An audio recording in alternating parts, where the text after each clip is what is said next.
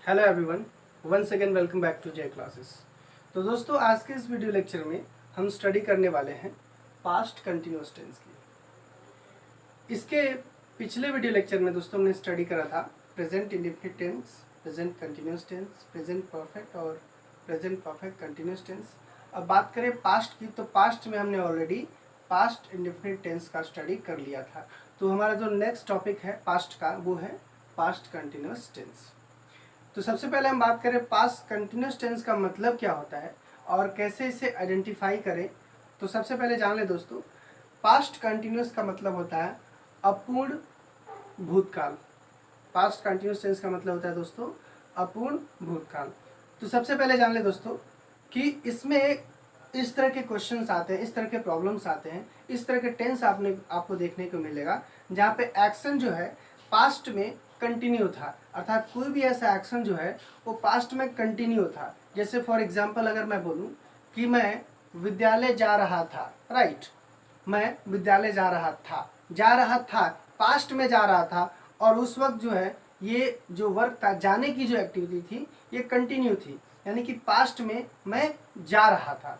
तो आइडेंटिफिकेशन में आप देख सकते हैं, जिस हिंदी वाक्य के मुख्य क्रिया के अंत में रहा था, रही थी, रहे थे इत्यादि शब्द दिया होता है, उसे क्या कहते हैं बच्चों? पास्ट कंटिन्यूअस टेंस कहते हैं। अब जैसे अन्य वीडियो लेक्चर में हमने स्टडी करा था कि हमने इसे 4 पार्ट में डिवाइड करा था। वो कौन कौन से थे? Affirmative, negative, interrogative plus interrogative, negative. अब क्या है दोस्तों, इसमें जो इंट्रोगेटिव था इसको मैंने 2 पार्ट में डिवाइड करा था। पहला, जब वाक्य क्या से शुरू होता था, पहला जब वाक्य क्या से शुरू होता था, और दूसरा जब वाक्य के बीच में कब, क्यों, कहाँ, कैसे, कौन इत्यादि क्वेश्चन वर्ड दिए रहते थे। ठीक है प्यारे बच्चों। तो इससे पहले कि मैं वीडियो में आगे बढ़ूं, और अभी तक आपने चैनल को सब्सक्राइब नहीं किया है, आप चैनल पे नए व्यूवर हैं, तो प्लीज़ आप चैनल को एक बार सब्सक्राइब कर लें, बेल आइकन ऑल पे कर लें, क्योंकि बच्चों इस चैनल पे जो है आपको इसी तरह के वीडियो लेक्चर आपको मिलने वाले हैं, राइट। और एक और जानकारी दे दो बच्चों, हमारे एक ही इस वीडियो में, जो कि 10 से 12 मिनट का एक वीडियो बनता है, उसमें आपको 2 तरह की बेनिफिट मिलते हैं। पहला तो एकेडमिक लेवल, जो आपके स्कूल में पढ़ाए जाते होंगे, जो आपके सर लोग पढ़ाते हैं, और दूसरा स्पोकन इंग्लिश का पार्ट भी आपको यहाँ पे देखने को मिलता है, जहाँ पे मैं प्रैक्टिस कराता हूँ आप किस तरह से जो है आप अपने स्पोकन को इम्प्रूव कर सकते हैं। देखिए क्या होता है कि हम टेंसेस तो कई बार पढ़े हैं। अगर मैं बात करूं, अगर आप क्लास 7th में पढ़ रहे हैं, 8th में पढ़ रहे हैं, 9th में, 10th में, 11th में, 12th में, यानी कि क्लास 6 से अबव यदि आप स्टूडेंट हैं, अगर आप इस वीडियो लेक्चर को देख रहे हैं, तो मुझे नहीं लगता कि अभी तक आपने पास्ट कंटिन्यूअस टेंस के बारे में नहीं जाना होगा। निश्चित तौर से आप पढ़े होंगे, और बट क्या होता है कि हमने पढ़ तो लिया, लेकिन स्पोकन इंग्लिश में कैसे इसे यूज़ करें, क्या क्या स्ट्रक्चर्स होते हैं, किस अकॉर्डिंग इसको हम अरेंज करते हैं, ये आइडियाज़ शायद आपको पता हो। और अगर पता है तो बहुत अच्छी बात है, लेकिन नहीं पता है तो घबराने की बिल्कुल भी ज़रूरत नहीं है। तो चलिए टाइम को गवाए बिना हम स्टार्ट करते हैं इस वीडियो लेक्चर को।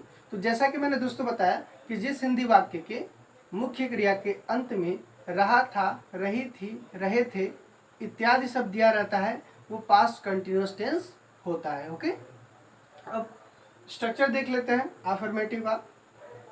तो जैसा कि देख सकते हैं, subject plus was oblique verb plus first form of the verb में ING plus object plus complement and then full stop. Okay, इसमें ही, सी, इट तथा एक वचनकर्ता एवं आई के साथ जो है हमेशा और हमेशा किसका प्रयोग होता है बच्चों? वाज का प्रयोग होता है। किसका? वाज का। वी, यू, दे एवं प्लूरल नाउन अर्थात बहुवचनकर्ता के साथ किसका प्रयोग होता है बच्चों? वर का प्रयोग होता है। ये मोस्ट इंपॉर्टेंट है, इसे जानना बेहद ही जरूरी है, वरना कभी कभी क्या होता है कि हम वाज की जगह पे वर और वर की जगह पे वाज का यूज कर देते हैं, जिससे हमारा सारा का सारा सेंटेंस जो है वो रॉन्ग हो जाता है। प्यारे बच्चों, चलिए कुछ एग्जाम्पल लेते हैं और उन एग्जाम्पल्स के माध्यम से हम पास्ट कंटिन्यूस टेंस को समझते हैं और ऐसे प्रॉब्लम्स को सॉल्व करते हैं। ठीक है बच्चों, तो हमने एक एग्जाम्पल लिया कि मैं विद्यालय जा रहा था, राइट, मैं विद्यालय जा रहा था, यानी कि पास्ट में जो है कोई एक्टिविटी थी जो मैं कर रहा था, वो एक्टिविटी क्या थी? जाने की, यानी कि मैं पास्ट में विद्यालय जा रहा था, राइट। तो आप देख सकते हैं सब्जेक्ट क्या है? मैं, और मैं की अंग्रेजी क्या होगी? आई, और आई के साथ किसका यूज करते हैं, वाज का। अब जाना क्या है, इसमें वर्ब है, और जाना की अंग्रेजी क्या होता है, गो, और गो में जब आईएनजी लगेगा तो क्या हो जाएगा, गोइंग, और ऑब्जेक्ट क्या है, स्कूल है, राइट। तो I was going to school, okay, मैं विद्यालय जा रहा था। मैं किताब पढ़ रहा था, आई वॉज रीडिंग बुक। तुम शतरंज खेल रही थी, तुम शतरंज खेल रही थी। You were playing chess, you were playing chess, तुम शतरंज खेल रही थी, राइट। अब हम बात करें नेगेटिव स्ट्रक्चर की, तो जैसा कि आप देख सकते हैं, subject plus was oblique verb plus not plus first form of the verb ING plus object and then full stop. कुछ एग्जाम्पल लेते हैं। कविता गाना नहीं गा रही थी। तो देखिए बच्चों, यहाँ पे आप देख सकते हैं कि वाक्य के अंत में रहा था, रही थी, रहे थे में से एक दिया हुआ है, और यहाँ पे नकारात्मक शब्द का भी बोध हो रहा है, यानी कि इससे प्रूव होता है कि ये नेगेटिव सेंटेंस है, ओके। तो so Kavita was not singing a song, Kavita एक गीत नहीं गा रही थी, राइट। रमेश बाजार नहीं जा रहा था, Ramesh was not going to market। तुम मुझसे बात नहीं कर रहे थे, you are not talking to me। मैं खिलौने नहीं बेच रहा था, I was not selling toys।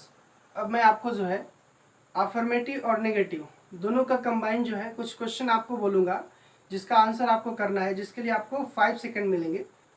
5 second के बाद से जो है मैं खुद आपको उसका आंसर दूंगा, लेकिन उससे पहले जो है आपको ट्राई करना है, जो भी मैंने स्ट्रक्चर बताया है अफर्मेटिव का और नेगेटिव का, उसी बेस पे आपको दोनों क्वेश्चन मिलने वाले हैं। उस पर आपको प्रैक्टिस करना है, चाहे मन में बोल करके या फिर मन में उसको बोलना है, या फिर वैसे ओरल में बोलना है, ठीक है, या फिर बोल के उसे प्रैक्टिस करना है मेरे साथ, ठीक है। तो चलिए क्वेश्चन लेते हैं।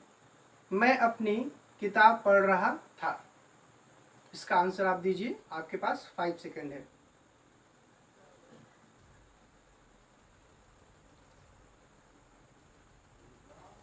Okay, I was reading my book, हम अपना पाठ याद कर रहे थे, आपका answer.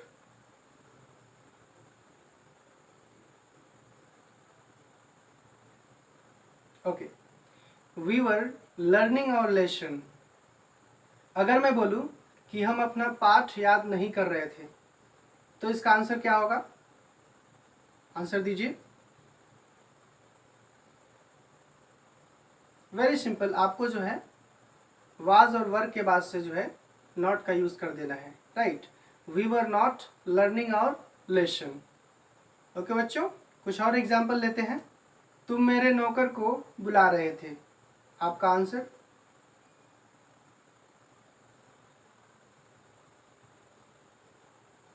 You were calling my servant.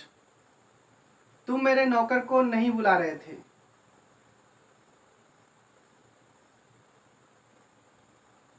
You are not calling my servant. वे घर नहीं जा रहे थे, आपका answer.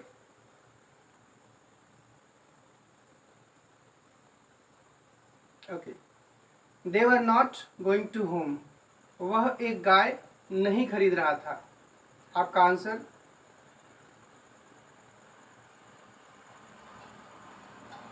Okay, he was not buying a cow. तो प्यारे बच्चों, इस तरीके से जो है आप अफर्मेटिव और नेगेटिव का जो भी मैंने बताया, स्ट्रक्चर बताया, एग्जाम्पल बताया, इस पर मैंने आपको प्रैक्टिस भी दिया। अब हम बात करते हैं इंटेरोगेटिव सेंटेंस को। तो जैसा कि आप देख सकते हैं इंटेरोगेटिव सेंटेंस की तरफ। तो दोस्तों, मैंने आपको बताया कि जो इंटेरोगेटिव सेंटेंस होता है ये 2 प्रकार का होता है, जब वाक्य क्या से शुरू होता है और जब वाक्य के बीच में कब, क्यों, कहाँ, कैसे, कौन, यानी कि क्वेश्चन वर्ड दिया रहता है। तो जब वाक्य क्या से शुरू होता है तो उसका स्ट्रक्चर आप देख सकते हैं, was oblique verb plus subject plus first form of the verb में ING plus object and then question word and then question word. अगर नेगेटिव शब्द हो, नकारात्मक शब्द का बोध हो, तो सब्जेक्ट के जस्ट बाद आप नॉट लगा सकते हैं, ठीक है बच्चों। चलिए, क्या राजन किताब पढ़ रहा था।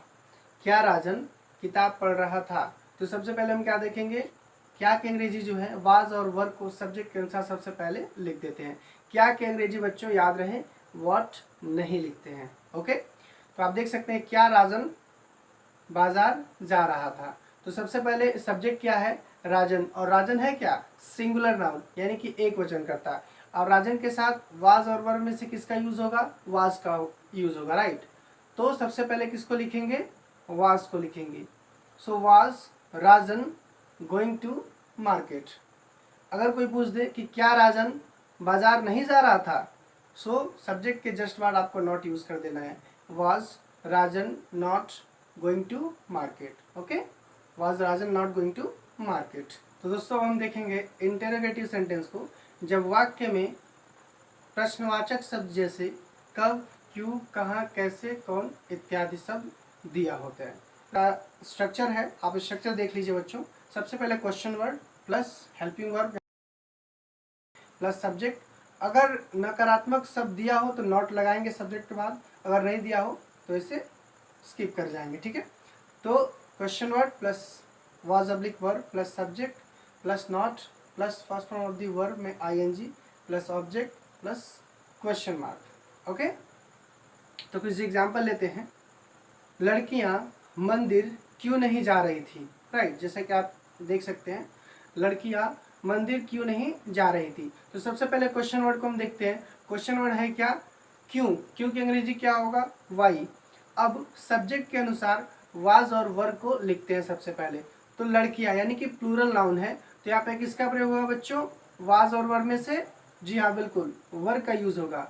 सो why were the girls not going to temple. लड़कियां मंदिर क्यों नहीं जा रही थी, why were the girls not going to temple. Okay, आप देख सकते हैं। दूसरा एग्जाम्पल लेते हैं। तुम शतरंज क्यों नहीं खेल रहे थे, why were you not playing chess. वह नॉवेल क्यों नहीं खरीद रहा था, why was he not buying a novel. तो दोस्तों ये तो रहा एकेडमिक लेवल का जो चीज़ें आपको स्कूल में बताए जाते हैं। अब हम बात करेंगे अपने मेन टॉपिक स्पोकन इंग्लिश की। तो जैसा कि आप स्ट्रक्चर देख सकते हैं, बताना चाहूँगा दोस्तों इसमें जो है कोई भी व्यक्ति जो है क्वेश्चन आपसे सीधा सीधा करेगा और आंसर आपको खुद ही देना पड़ेगा। अगर जैसे फॉर एग्जांपल मैं क्वेश्चन करता हूँ तो आपसे क्वेश्चन करूँगा यानी कि यू, यानी आपसे क्वेश्चन करूँगा तो आप क्या होंगे, यू होंगे इंग्लिश में। अगर आप रिप्लाई करेंगे तो आई, यानी कि आप खुद जो है आई यानी कि मैं होकर के जो है रिप्लाई करेंगे। तो स्ट्रक्चर आप देख सकते हैं, स्ट्रक्चर दिया हुआ है जहाँ पे मैंने सब्जेक्ट के जगह पे यू लिखा हुआ है, प्लस जब आप रिप्लाई करेंगे तो आप सब्जेक्ट के जगह पे मैंने स्पेशली आई राइट किया हुआ है, राइट। सारा डिटेल आप देख सकते हैं। अब हम कुछ प्रैक्टिस करते हैं। अगर मैं आपसे पूछूं क्या तुम मुझे पढ़ा रहे थे, तो आपका आंसर क्या होगा, या तो मुझे पढ़ा रहे थे या तो नहीं पढ़ा रहे थे। तो कैसे आंसर देंगे, चलिए देखते हैं। मैं जैसे क्वेश्चन करूं वर यू टीचिंग मी, क्या तुम मुझे पढ़ा रहे थे, तो आपका आंसर होगा या तो पढ़ा रहे थे या तो नहीं। Yes I was teaching you, no I was not teaching you. हाँ मैं आपको पढ़ा रहा था, नहीं मैं आपको नहीं पढ़ा रहा था। चलिए अब कुछ ऐसे एग्जाम्पल देखते हैं, उस पर प्रैक्टिस करते हैं, right. Were you going to market yesterday, yes I was going to market yesterday, no I was not going to market yesterday.